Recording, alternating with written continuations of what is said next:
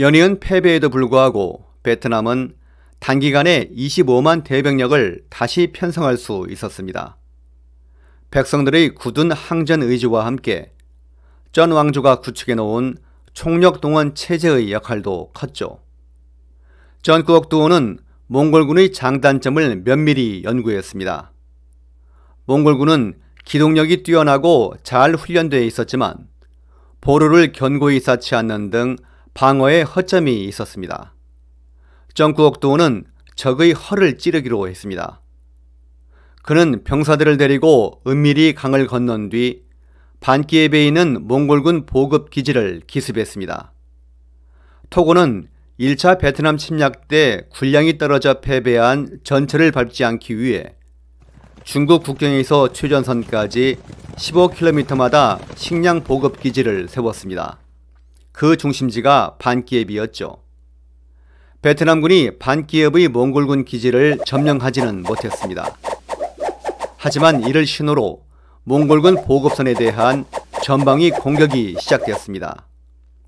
전 왕족의 사병과 향군, 일반 백성들까지 봉기해 몽골군 창고와 수송부대를 공격했고 싸울 힘이 없으면 길에다 함정이라도 팠습니다.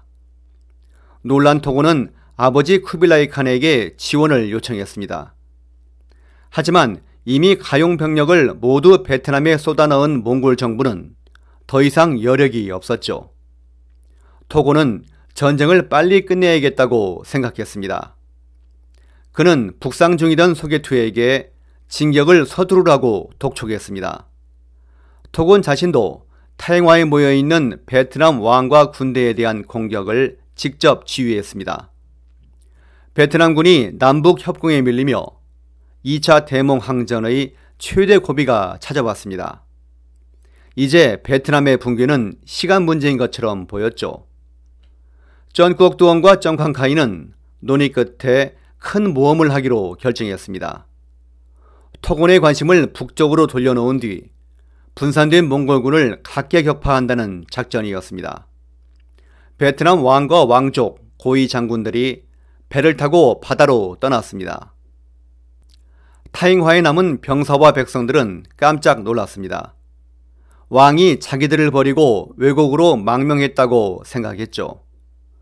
저항은 계속됐지만 전쟁에 패했다는 체념이 번지고 여기저기서 투항하는 장수들까지 나타났습니다. 그런데 사라졌던 베트남 왕과 군대가 중국과 접경인 꽝린 지방에 상륙해 탕농을 향해 남아야 했습니다. 등 뒤에 칼을 맞았다고 생각한 토고는 서둘러 군대를 거두어 탕농으로 돌아갔습니다. 그리고 소개투의 부대는 타행화를 지나 님빈까지 북상했죠. 그러자 베트남 왕과 군대는 다시 배를 타고 타행화로 돌아와 흩어진 병력을 모았습니다. 토고는 소개투에게 돌아온 베트남군을 찾아내 일소하라고 지시했습니다.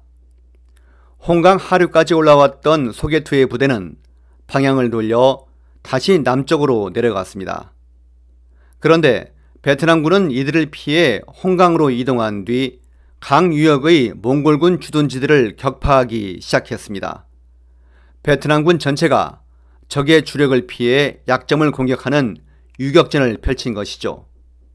깜짝 놀란 토곤이 직접 군대를 끌고 내려왔습니다.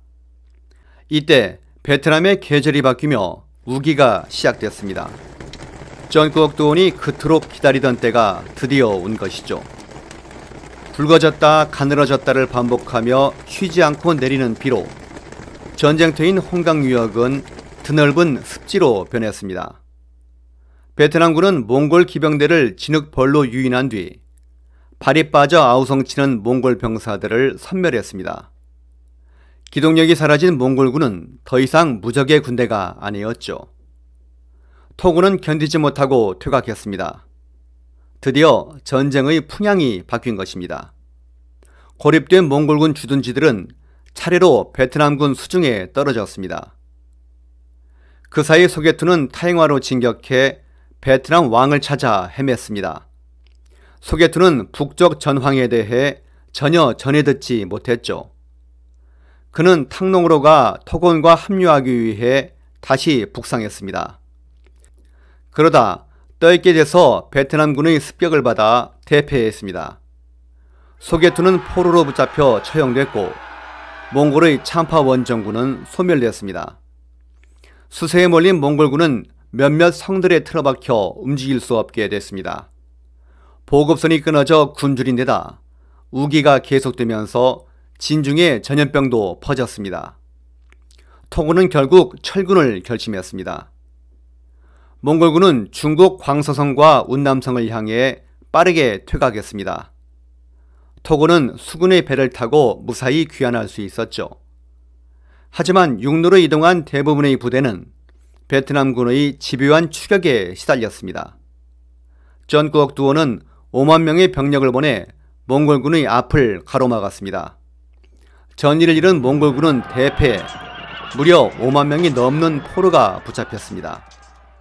포위망을 겨우 빠져나온 몽골군 병사들도 분노한 베트남 백성들의 매복 공격에 시달렸습니다.